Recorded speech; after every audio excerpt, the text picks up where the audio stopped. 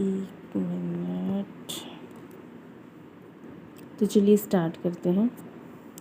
विशेषण। विशेषण नाम से पता चल रहा है कि कोई ना कोई विशेषता बताएगा।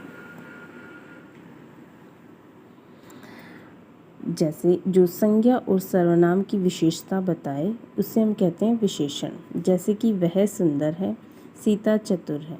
इसमें वह क्या है? सर्वनाम है जो संज्ञा की जगह प्रयुक्त होता है। इसने उसकी विशेषता बता रखी है कि वह जो है वो सुंदर है।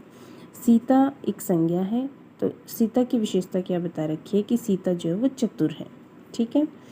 या हम दूसरी परिभाषा में ये भी कह सकते हैं कि जो शब्द संज्ञा के क्षेत्र को सीमित कर देता है। सीमित किस तरह से कर देता है? जैसे कुत्ता। कुत्ते तो बहुत हैं, लेकिन काला कुत्ता, इसने कुत्ते को सीमित कर दिया कि जो काले रंग का है हम उसी कुत्ते की बात कर रहे हैं। ठीक है।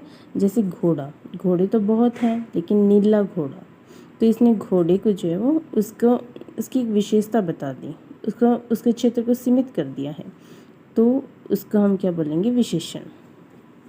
तीन चीज़ें होती है, एक होता है विशेष्य, एक होता है विशेषण और एक होता है परविशेषण। विशेष्य क्या होता है? जिसकी विशेषता बताई जा रही है। जैसे कि वह काला कुत्ता है, इसमें जो है किसकी विशेषता बताई जा रही है? कुत्ते की विशेषता बताई जा रही है कि वो क्या है? काला है। तो जिसकी विशेषता बताई जा रही है वो तो है विशेष्य, और उसकी जो विशेषता बताई जा रही है कि क्या उसकी विशेषता है वो विशेषण है। जैसे वह कुत्ता कैसा है? काला है, तो यहाँ पे कुत्ता जो है वो विशेष्य है, लेकिन काला जो शब्द है वो विशेषण है। उसके बाद तीसरा है परविशेषण। जो विशेषण की भी विशेषता बताए वो होते हैं परविशेषण। जैसे वह बहुत अच्छी लड़की है। लड़की अच्छी है, अच्छी तो विशेषता बता दी इसने, विशेषण है, लेकिन वो कितनी अच्छी? बहुत अच्छी है, तो इसने विशेषण की भी विशेषता बता दी है कि अच्छी है लेकिन बहुत अच्छी है। तो यहाँ पे जो बहुत शब्द है वो परविशेषण है। ठीक है।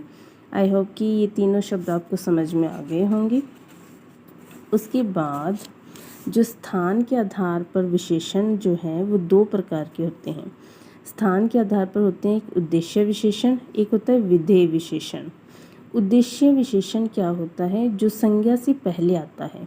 कोई भी वाक्य आपको दिया होगा, उसमें कोई संज्ञा होगी, उससे जो पहले अगर उसकी विशेषता बताई गई है तो वो उद्देश्य विशेषण होगा, और अगर संज्ञा के बाद उसकी विशेषता बताई जा रही है तो वो विधेय विशेषण होगा।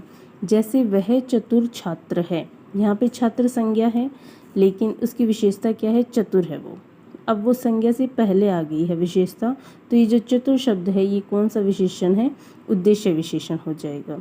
लेकिन वह छात्र चतुर है, अगर ऐसा लिखा जाएगा तो संज्ञा के बाद जो विशेषता बताई जा रही है, देखो शब्द एक ही है, चतुर चतुर दोनों ही विशेषण हैं, लेकिन ये संज्ञा से पहले आया है और ये संज्ञा के बाद आया है, तो ये कौन सा विशेषण है? विधेय विशेषण। जैसे वह सुंदर लड़की है या वह लड़की सुंदर है, तो इसमें आपसे पूछा जाएगा जो है अंडरलाइन करके कि ये कौन सा विशेषण है, तो आप आसानी से बता सकते हो अगर आपने पढ़ा हुआ है तो, कि अगर संज्ञा से पहले है तो उद्देश्य है, संज्ञा के बाद है तो विधेय विशेषण है। ठीक है।